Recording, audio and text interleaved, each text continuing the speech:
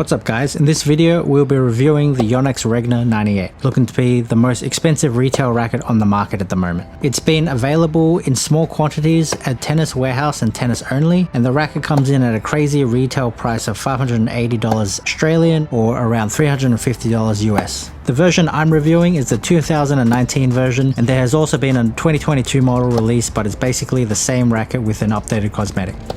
So why is this racket so expensive? In short, it sounds like it's composed of some high quality materials which is both expensive and difficult to make. Add on top of that, this is supposed to be a limited edition Japanese exclusive, so the combination of those factors then result into this ridiculous price.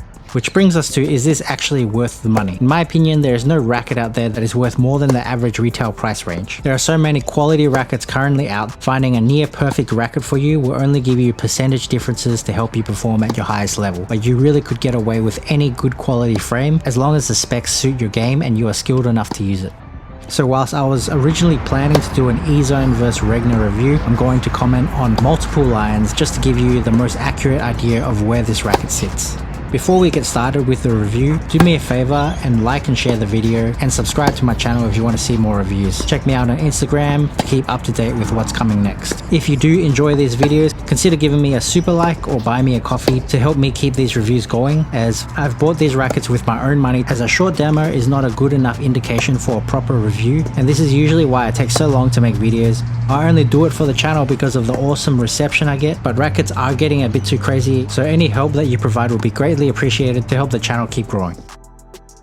So without further ado, let's move on to the specs. The Regna comes in at 98 square inches. It uses a slightly open 16x19 pattern with 6 mains in the throat, which is similar to the VCore 98. It comes in at about 310 grams unstrung. With strings added, it will weigh around 326 grams strung. The beam width is 21.5, 22-21 millimeters, and I think this is a fairly thin beam for modern day standards. The balance comes in at about 31.5 centimeters unstrung and about 32 centimeters strung, which is a roughly 7 points headlight. The average swing weight comes in around 322 and has a stiffness rating of 65 RA strung, which is very similar to both the E-Zone and the VCore 98. There's a strung twist weight of 14.61, which I measured on my racket, which in basic terms measures the stability of the racket, and 14.61 is a fairly high number, in which we'll talk about the stability later on in the review. For string setups and modifications, pause the overlay to take a look at what I experimented with. I did not customize the swing weight at all for this racket, but what I did do was experiment with actually the static weight and replacement grips, as I found that using a leather grip and the overgrip on top of it was slipping a little bit too much for my liking. So what I did was I tried a Wilson feather thin grip, which reduced the racket by 9 grams because I used an old one that was a little beat up, and increased the racket head speed a lot, but there was not enough overall weight for the stability. And then I moved on to a Babolat Syntec Pro Grip, and that essentially stopped the slipping problem. The Syntec Pro Grip also helped with dampening some of the vibrations, because the leather grip being so thin and raw will tend to enhance the feeling of the shock through the frame. Strings also played a huge role. These two setups that I used, being the Kirschbaum Proline Evolution, which was a bit more firmer, crisp playing poly, played extremely well, and it felt like it was the perfect blend of stiffness. When the feeling of the frame was too plush, the stiffness of the strings helped balance it out. Tier 1 Firewire Boost performed well, but I didn't enjoy the feel so much as I do with other rackets, because the soft cross being the ghost wire gave in way too much, creating a feel of a disconnect because the impact of the string was a bit too empty and felt kind of like a Clash 100 version 1. The build quality of the 2019 model is superb, second to none. Feels a lot sturdier in the hand. Most of my rackets, I feel like if I squeeze them hard enough, it would eventually crack under pressure, but the Regna has this almost metal-like sturdiness to it. The headguard also has a really neat design where it perfectly sits over the actual frame, which makes it look really sleek and unique. I have been told that the 2022 paint job is not as durable though, probably because there are bits of gloss finish on them, as usually gloss will show any minor damage. However, for this price range, I do expect pro stock quality control, and my racket came 3 grams under the unstrung weight, which is not typically a crazy variance by any means, but for this price range, I would be expecting zero tolerance honestly, so I was a little bit disappointed in that. For the feel and stiffness, the Regna has a unique feel that is not replicated by any racket that I know of. When the ball hits the strings, the impact feel is absorbed entirely in the throat, where the racket predominantly flexes. Why the Regna differs is because that impact is enhanced a lot more so than any other racket that I've felt that flexes the same way. It also depends on how fast you swing at the ball. For a soft, relaxed and loose swing, you'll notice that the racket flexes a lot more as the ball totally sinks into the string bed and you get heaps of ball pocketing and the head of the racket stays solid and doesn't move. And then when you increase your swing speed and swing for a big flat ball, the ball shoots out a little bit faster with less pocketing and you can feel the racket stiffen up a bunch more to give you that energy return. But there are a few rackets that can be kind of put in the ballpark range of comparability. I'd say the Prince Phantom 100X, the throat is razor thin, giving that enhanced racket flex. The actual ball impact feel off the strings, however, is closer to the VCore Pro 97D in terms of plushness, but I'd say the 97D is more muted in feel. Maybe the closest thing that comes to mind overall is the Blade Pro, because it also has a similar flex profile. The impact feel is super smooth, and because its swing weight is quite high, the racket stays completely stable on impact, except the Regna is able to achieve a similar feel of stability but with a swing weight that is 10 points lower, which is far more up my alley in terms of specs, as the Blade Pro is a bit too heavy for me. Now, with the listed 65 RA stiffness, I string all my rackets at 48 pounds to eliminate the tension as a variable to see how frames stack up against each other more accurately. My experience with a fresh string job is that the Regna actually feels extremely unforgiving. Outside of the sweet spot was pretty harsh and boardy. If you centered the ball, the sweet spot felt amazing though, but to start with, it was one of the most difficult rackets that I've had to play with in the past year. Now, lucky for both of us, I don't base my tests off a couple sessions, as my impressions of this racket would be completely different, which is why I mostly buy my rackets to review. So my opinion is that the Regna was actually made to be played at a lower tension than your default setting, and this is where it turns into a completely different frame altogether and it becomes pure magic. So as I kept playing with it over a few sessions, the strings really started to wear in and the sweet spot completely opened up. By then it was even more forgiving than an EZO 98, and with that 65 RA, it started to feel like a racket that was more like a 59 or a 60. No longer were the off-center shots jarring or unforgiving. The EZO 98 at the same stiffness levels plays also pretty nice at low tensions, but you can definitely feel the difference of ball pocketing on how much faster it comes off the string bed. Not to mention, it can't handle a stiffer string as nicely as the Regna. As in my review, I mentioned that the VDM technology does hide the stiffness, so I would still stay away from stiffer strings or higher tensions long term with the EZO, as I suspect that some of the stiffness would eventually creep up on you. But as I mentioned, when you hit the right tension, the racket ends up feeling so smooth and is probably the most solid and smoothest feeling 65 RA stiffness racket you'll ever experience. Just outstanding in my opinion. For power, the Regna actually has very good flattening capabilities and overall power. Even without a very high swing weight, it has more power than the E-Zone that's customized to a similar spec, and the power levels actually get closer to the VCore 98. Not only is there power coming from what I'd consider a thin beam for modern day standards, but also having just a moderate stiffness level, a light static weight for advanced players, a reasonably headlight balance for this kind of weight range, and a very stock standard swing weight, but for some reason it also has plow through capabilities as well. You typically would never ever see this from a racket with these kinds of specs, especially with this low of a swing weight. To achieve that plowing feel and the actual effectiveness to be produced within a ball seems to be unheard of in my estimation.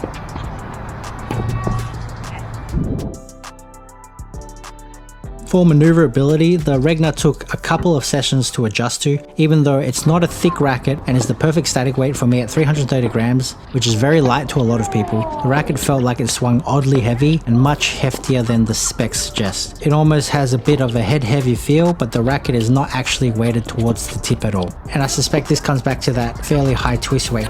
It took me a couple of sessions to adjust to the swing, and now I don't really have any problems swinging in pure stock form. But now that I've changed the replacement grip, I'm not sure whether it's the reduction of static weight by only 5 grams, but this change seemed to be the difference maker for me, and it changed it from swinging just a little tad slow to something that very well suits me, which is completely perfect for my current forehand style and my one-hander as well.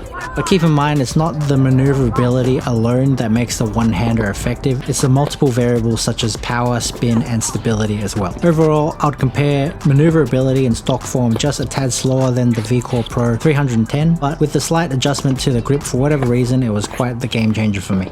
As you can guess, the EZO 98 is much faster and efficient still, but if you want a similar swing weight and balance to the Regna by customizing your EZO 98, it would possibly take an additional 7 to 10 grams to mimic the same specs. And even with these additions, the EZO will still lack in some of the qualities that won't compete with the Regna outright. For control, the racket holds a very high level of control for multiple reasons. The ability to change from spin and flat at will is one dimension to the control that is extremely useful for the change of trajectory to any ball type that you receive. Having to defend and pick up skidding shots, flicking short low balls with topspin, or maneuvering around high bouncing heavy spin balls. You name it, you can do it all. The second dimension of control is extremely good directional control for aggressive play. You can take the ball early and redirect quite easily as long as you position and time correctly, and also works very well for great cuts at angles on the run. When you combine the third dimension of control, which is the consistency of the string bed, I cannot think of any moment throughout my playtest where the racket did anything that I didn't want it to. If I missed, it was all on me, which would be my late timing or just bad shot selection. But when I was ready and intentful, I could hit the lines, angles, drop shots and volleys that were all within my control. The final dimension, I would say, is depth control. I felt that all shot variations were very intuitive in maintaining great depth in high-speed play for all types of shot selections. As I mentioned in my E-Zone 98 review, the E-Zone also has really good control, but you'll find yourself relying more on heavy spin to control the ball, while flattening will be a little bit harder to perform off a dime. It's not as reliable in that sense, and it kind of dampens the ability to have pinpoint accuracy for directional targeting, and the depth does not come as natural due to the lower stability levels and the lack of plow through in comparison to the Regna. For spin, for a racket you think might play quite flat, it actually has very good spin potential. There are certain shots that spin really seems to kick off nicely off the ground for both forehand and backhand, as well as serving. You can create plenty of height over the net for safety margin, which is half the reason why the depth comes so easily. It has less spin potential than the E-Zone, but really not that far behind. Because it has more power than the E-Zone, it can kind of negate this. Similarly, the V-Core 95 has great spin potential, but not a penetrating ball because of the low powered nature, which typically means it's a less effective shot overall, but that kind of depends on what style you like to play with to maximize your winning percentage, so there's no win-lose here. Aside from the general top spin, the other two shots that seem to be the most effective are the slice and the kick serve, which I'll detail a little more in a second. Having the racket strung at an initial 48 pounds forced me to play a lot flatter in the beginning, because trying to come underneath the ball with a lot of lag, you are typically going to hit off center more often to gain extra spin, but essentially the racket would shank and twist upon impact because it played so unforgiving. So the easiest adjustment for me was to go straight through the ball instead. I wouldn't miss the center as often. And the first impression it gave me was that it was designed more for a flatter playstyle, but once the tension broke in, it was a totally different experience, and that spin potential drastically increased over time. For slice, it might be my favorite shot with the racket. It didn't matter what ball I received, which was on the run, high ball, low ball, the slice felt near effortless in the sense that I could trust exactly what I was going to do with it. It is extremely consistent and reliable in both trajectory and depth. It has heaps of control, and on low balls it's easy to get that side spin going when you carve into it from an angle. I'm feeling like I'm not missing anything easy that I can get my racket on unless I'm just a bit too lackadaisical. The thin beam cuts through the air efficiently for the slice, and really adds the element of being able to perform a bit more of an offensive slice. But because the racket is still highly maneuverable and at a low tension very forgiving, it's also easy to use on the defense when you feel like you need to create a bit more time for yourself. Serving with this racket is A++. Let me preface that by saying the E-Zone is just as incredible. I can do damage on both. The E-Zone's maneuverability for serving is still slightly faster and easier, so with that I'm able to generate maybe an extra 10% more power in the E-Zone. But the Regna compensates that loss of power with 10% more precision, and is easier to hit your lines if you can swing with the same effort. It's not that the E-Zone lacks that level of control, but personally for me it's because the feeling of the extra ball pocketing and stability that comes from the Regna allows your frame and strings to sit facing your targets for that split second longer without the racket moving out of position on contact, thus allowing you to serve more accurately. Not only that, but when you add the element of the excellent slice capabilities for my go-to slider out wide, but where it seemed to perform better than the E-Zone personally was the racket pathway through a kick serve. Though, like I said, there's slightly less spin potential than the E-Zone, I find it a lot easier to get it through the kicking motion, but both are capable of hitting very good kick serves. It's just a matter of your technique. For whatever reason, the aerodynamics of the Regna for my kick serve swing path suited me a lot better. You can't really go wrong with serving with either of these rackets, and it might be a little bit easier to serve with the E-Zone for long periods of time. Where the Regna kind of separates itself is having that extra feel and stability, which may give you the chance of optimizing your serve quality per ball being served.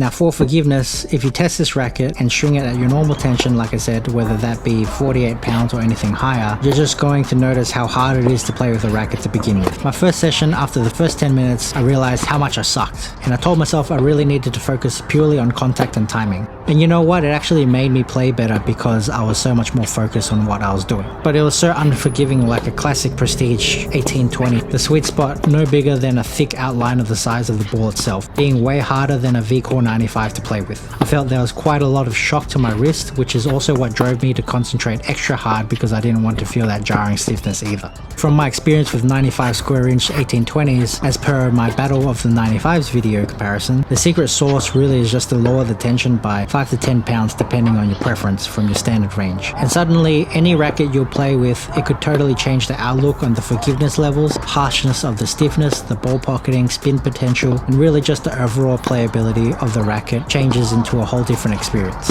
Lucky for me, 48 pounds is not really a high tension already, so it broke in pretty fast, maybe after one session. But if you are stringing at a tighter 54 to 56 pounds, then as your tension drops, you're still going to be on the higher range of where the Regna plays well with. Once the Regna settles in, it plays much easier than the E-zone. I have no more stiffness problems, totally clean, smooth throughout the whole string bed, but amazing feel for me and no need for a dampener either. It felt completely solid without any pinging. So for stability, part of that odd feeling heftiness I talked about earlier doesn't come for nothing. The Regna being only 330 grams or less when strung with an overgrip, in my opinion, is the most stable racket I've ever used at this kind of spec range, to the point where I felt zero need to add additional weight to increase the swing weight. And in fact, with the replacement grip change, I'm basically playing it in pure stock form. Now for many of you that enjoy high swing weights and high static weights, this is not going to be some kind of Blade Pro or RF97 in terms of stability, but inclusive modifications could possibly match those frames but do it in a lighter package. Now keep in mind, this racket is relatively headlight with a low standard swing weight and an overall low static weight. It also does not have a big 100 square inch head, thick beam, or a high stiffness to help the stability for free. Usually for low swing weight rackets, I always describe it to be relatively stable for its spec range. That is to say that if you have good timing, you can get away with the lacking stability. Even at a pretty good level of play, it's acceptable enough. But the Regna itself is legitimately stable and plays way above its weight. And usually with a high twist weight, you compensate that with less maneuverability, which is why you can feel that this is a little bit heftier than it should be. But in the same token, with my replacement grip change, I'm swinging this almost as easy as I am as the E-zone 98. The return is a big weakness in my game, as I don't see the ball coming very well, and I rely mostly on a block off both wings to get the ball back into play. This is where I absolutely love the Regna because I normally opt in for a backhand chip, and that definitely worked in my favor, but I was also able to stick my racket out to block a flatter return, which is something I can never do with my balance and timing. But even with the Regna, I was able to achieve this easier than normal. The only downside was with the Volleys, I didn't feel like it was incredibly forgiving or as stable as it did feel on the baseline. I also did feel like the maneuverability didn't translate in the same way, and if you don't center the volley, it feels like the racket can shank just a little bit if you mistime it. The upside is that if you do hit a clean volley, it does feel really nice with that ball pocketing and feel, which makes touch shots and drop volleys excellent. But even with some lower pace balls, if I was just being a little bit lazy and I didn't meet the sweet spot, it died a little bit off the contact point. For me, it was actually easier to perform one-off volleys in a singles match to close out a point than it was to maintain volleys consecutively in a doubles match. But this is coming from me being a weak volleyer, so if it's your strong suit, I imagine you'll actually enjoy playing with this one a lot more than I did. So who's this racket for? If you manage to find that sweet spot in tension, this racket really could suit the same people who enjoy the E-zone and the V-Core 98. And that would generally be players who are intermediate to very advanced, being a UTR 6.5 and above, or NTRP 4.0 and above. You can absolutely play an all-court game with this racket and do damage from anywhere on the court, using it to defend and counterpunch and switch it up with a more aggressive playstyle, utilizing the power and spin of the racket to overtake rallies and finish at the net. Now just because this racket plays well doesn't mean I typically would recommend it. In the same notion of pro stock rackets, although I do have some in my collection, those are just for fun, as people are tricked into thinking that there is some magic behind them, when in reality it would play just as well with a good retail frame. For my final thoughts, clearly I think this is an insanely high quality racket. performs very well in all aspects, and it has no real great weakness. With all things aside, I'm going to have to say I would happily play with the EZone 98 and buy near 2 of them for the price of 1 Regna. But if you can find this racket somehow somewhere for cheaper, or just have the money to burn and you are a collector, then sure, I think this is one unique racket to get your hands on. But anyway, that concludes my review. Don't forget to check my ratings and summary at the end of the video. Thanks for staying and watching through this long video, and I'll see you guys next time.